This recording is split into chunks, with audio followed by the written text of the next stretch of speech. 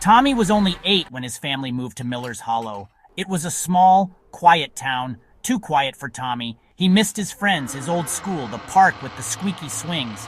Miller's Hollow seemed to hold nothing but secrets. His parents told him it was a fresh start, a chance to explore. Explore what? Tommy wondered. The only thing remotely interesting was the abandoned amusement park on the edge of town. It stood like a skeletal giant, silhouetted against the gray sky. A tangle of rusty tracks snaked through overgrown weeds. Tommy felt a chill crawl up his spine just looking at it. His parents, of course, forbade him from going anywhere near it. Forbidden places, however, held a strange allure for Tommy. So, one cloudy afternoon, armed with a sense of adventure and a slingshot, Tommy found himself at the edge of the abandoned amusement park. The gate sagged open, its paint peeling like sunburned skin. A rusty sign above creaked in the wind, its message indecipherable. He squeezed through a gap in the gate and stepped inside. The air hung heavy and still, thick with the smell of decay and something faintly sweet, like cotton candy, and something else, something unsettling. Tommy's heart pounded in his chest. There was an eerie silence, broken only by the rustling of leaves and the distant cawing of crows. He felt a shiver run down his spine. He wandered deeper into the park, past the skeletal remains of the Ferris wheel and the ghostly silhouettes of the bumper cars. The silence was unnerving. It felt as if the entire park was holding its breath, watching him. As he passed by the cracked mirror maze, he thought he saw a flash of color, crimson and gold, like a forgotten memory from a circus poster. He stopped, his breath catching in his throat. It was gone. A trick of the light, he told himself. He wasn't sure if he believed it. The hairs on the back of his neck prickled with a sudden awareness. He was being watched, but by what? He picked up his pace, heading towards the looming entrance of the Tunnel of Love. It seemed less menacing than the rest of the park, a bizarrely romantic notion in this desolate wasteland. He peered inside, his heart pounding. The air inside was thick and cold, smelling of mildew and something vaguely metallic, and then he heard it, laughter, soft and chilling, echoing through the tunnel. It wasn't the joyous laughter of children, but something twisted, something menacing. Tommy's blood ran cold. He knew he should turn back, run as fast as his legs could carry him, but something held him rooted to the spot, a morbid curiosity that whispered against his better judgment.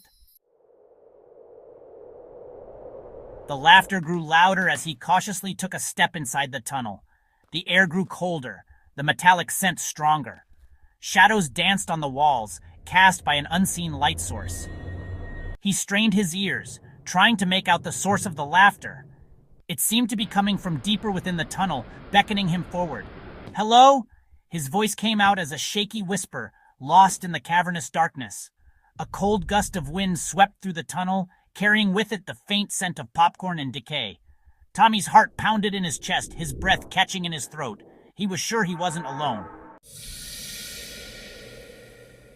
The laughter reached a crescendo, echoing through the tunnel like a macabre symphony. And then he saw it.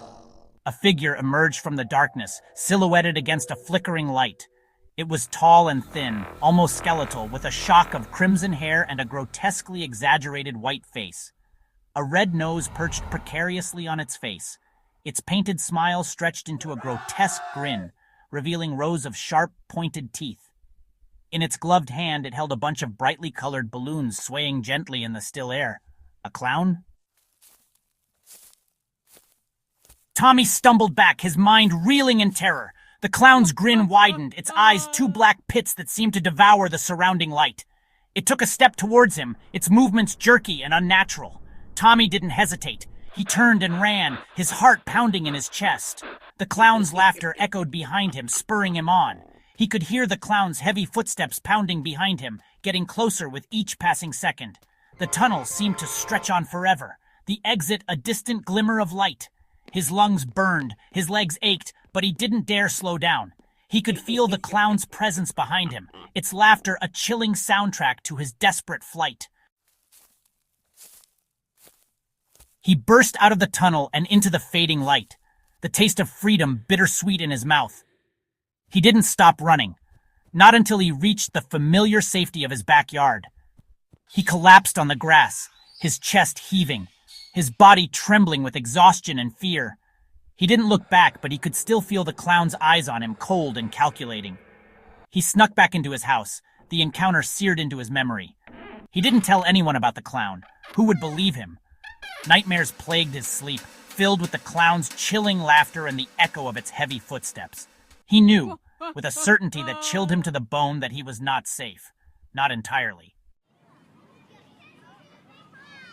Life in Miller's Hollow resumed its normal pace, but everything felt different to Tommy.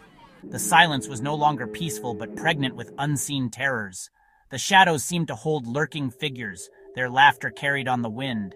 He avoided the abandoned amusement park, his heart pounding whenever it came into view.